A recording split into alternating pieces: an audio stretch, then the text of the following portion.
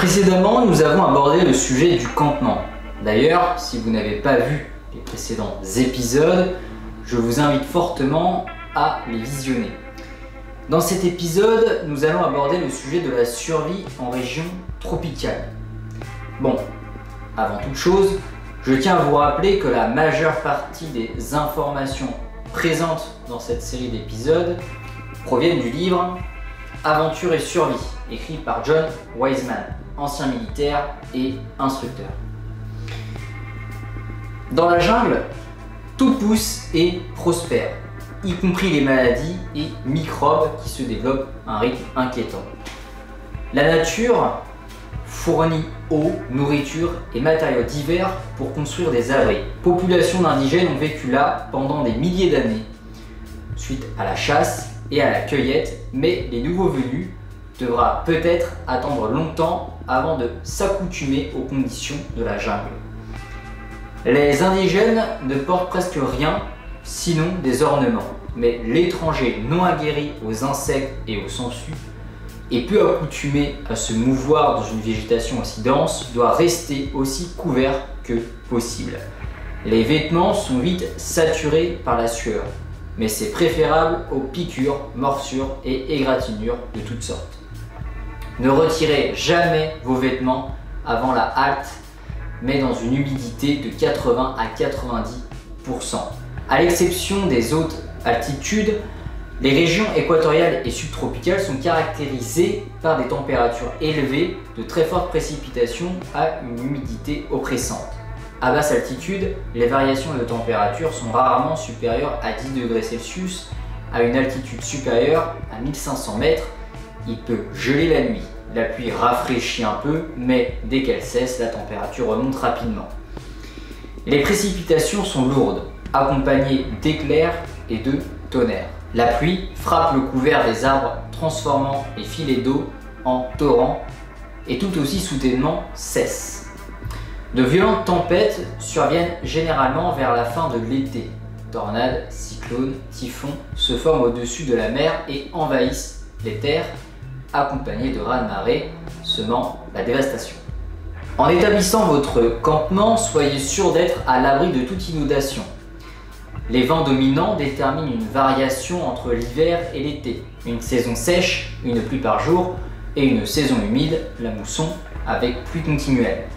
En Asie du Sud-Est, les vents venant de l'océan Indien apportent la mousson et ceux qui soufflent du continent apportent la sécheresse. Sous les tropiques, le jour et la nuit sont la durée. La nuit tombe rapidement et le jour se lève tout aussi vite. Dans les zones tropicales, les matériaux servant à construire des abris sont abondants. Lorsque les températures sont élevées et l'abri directement exposé aux rayons du soleil, il est recommandé de faire un double toit en laissant une couche d'air entre les deux couvertures pour améliorer l'isolation. En effet, la plus grosse partie de la chaleur sera dissipée par le toit extérieur et la couche d'air frais fera baisser la température du toit inférieur.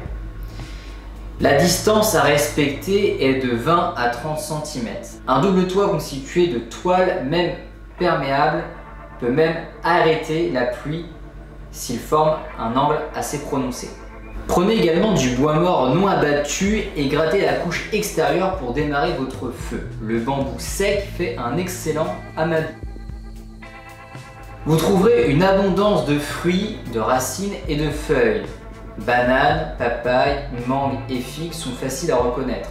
La papaye est une des rares plantes assez blanches qui soit mangeable. Le gros fruit épineux de la durian, dans le sud-est asiatique, malgré son odeur désagréable, est bon à manger. Les palmiers possèdent des pousses comestibles et le manioc, des tubercules massifs qu'il faut faire cuire avant consommation. Les taros, patates et ignames doivent être également préparés et cuits pour éliminer les toxines. Il est essentiel de protéger jambes et pieds exposés aux sangsues, aux tiques et aux araignées. Enroulez des morceaux d'étoffe ou d'écorce autour des jambes et nouez-les solidement comme des guêtres. dans la jungle, vous pouvez être dérangé par des abeilles, des guêpes ou des frelons qui peuvent attaquer, surtout ces derniers dont les piqûres sont très douloureuses. Toute peau nue est vulnérable. Fuyez, gardez votre équipement car vous ne reviendrez pas le chercher. Des lunettes de moto constituent une bonne protection des yeux, important de le préciser. La transpiration est un problème car les insectes friands de sel iront droit vers les parties humides de votre corps pour vous piquer. Protégez vos aisselles et votre entrejambe. Rangez également vos vêtements et vos chaussures au-dessus du sol. Les scorpions, serpents et autres nuisibles ont tendance à s'y faufiler. Secouez toujours vos vêtements et inspectez vos bottes avant de les chausser. Et méfiez-vous en mettant vos mains dans les poches. Au réveil, soyez vigilants. Les mille-pattes ont souvent la manie de s'enrouler au chaud dans les parties du corps les plus intimes. Si les moustiques et les sangsues sucent le sang, si les morsures douloureuses des mille-pattes et si les dangers des scorpions et des serpents ne suffisent pas, surveillez les chenilles. Prenez soin de les repousser dans la direction où elles se déplacent, sinon les poils irritants vous rentreront dans la peau et causeront une éruption accompagnée de démangeaison qui peut s'infecter avec la chaleur.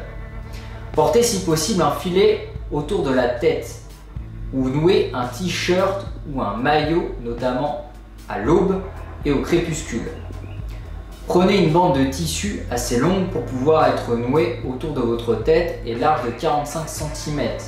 Découpez-la pour faire une frange verticale déployée sur votre visage et votre cou. La nuit, restez protégé, y compris vos mains. Utilisez une tige de bambou ou une branche pour soutenir une sorte de tente au-dessus de votre couche. De l'huile, du gras ou même de la boue étendue sur les mains et la face peuvent repousser les moustiques. Au camp, un feu très fumigène tiendra les insectes à distance. S'ils vous piquent, ne vous grattez surtout pas, les piqûres pourraient s'infecter. Les sangsues vivent dans le sol ou la végétation des zones humides, attendant le passage d'un animal ou d'un être humain pour s'y attaquer et en sucer le sang. Leur morsure n'est pas douloureuse, mais elle sécrète un anticoagulant naturel qui souille la plaie. Laissée à elle-même, la sangsue se détache lorsqu'elle est rassasiée. Mais si vous êtes couvert, il faut intervenir. Ne les tirez surtout pas, la tête peut se détacher en laissant les mâchoires dans la plaie qui peut s'infecter. Chassez-les avec un peu de sel, de l'alcool ou par la brûlure. Une cigarette par exemple fait l'affaire.